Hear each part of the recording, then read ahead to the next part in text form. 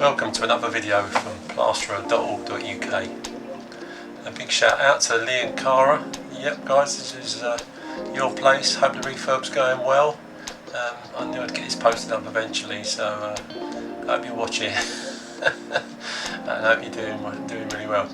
Anyhow, today I'm plastering these couple of walls, and obviously I need to put some angle beads around the edges here. Normally I'd either screw them on or stick them into the plaster, but today I'm going to be gluing these on with super glue. That's the super glue, and that's the accelerator. So you put the glue on, you spray that on, and you've got about 10 seconds before it's completely gone off, solid as a rock. Now, it crossed my mind to do this once before, but I thought the fumes from the glue wouldn't be very nice. I thought it was a stupid idea.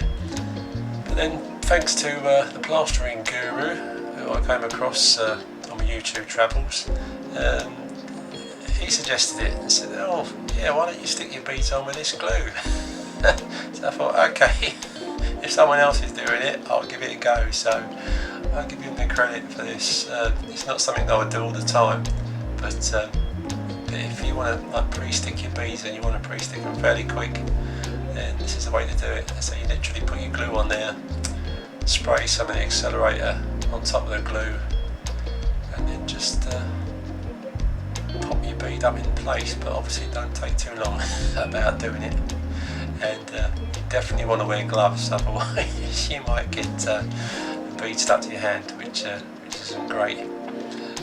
Prior to me doing this, there was a metal beam up there that had wood over it, but Lee took that off and put plasterboard on there. And also I'm pleased to say Lee actually PVA'd all of this job for me, so I just had to come in, stick my beads on, knock up some gear and get cracking.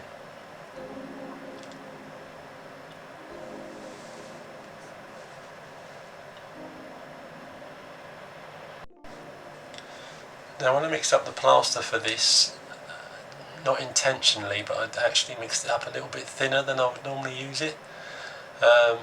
But even with that, it's still not a problem to put on. But you will find if you do mix up gear a little bit too thin, because you're trying not to splash it everywhere and drop it, you tend to put less on the hook and just a little bit more slower in your action. So it's probably best to always knock the gear up a little bit thicker than I have done in this video, but nonetheless I've still managed to use it. It doesn't take too long before the gear starts to thicken up.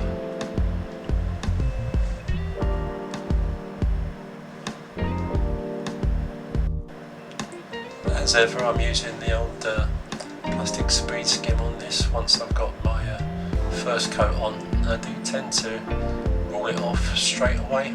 As soon as I've got one wall here, I'll go to my speed skim, the plastic one, and I'll go straight over it. I won't wait for it to dry a little bit or anything like that. I'll just get straight onto it, which you'll see in a minute.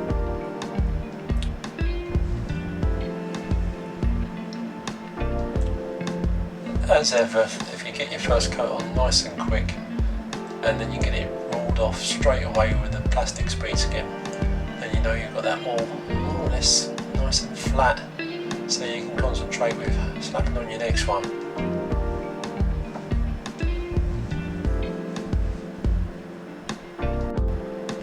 This is what helps me cover large areas.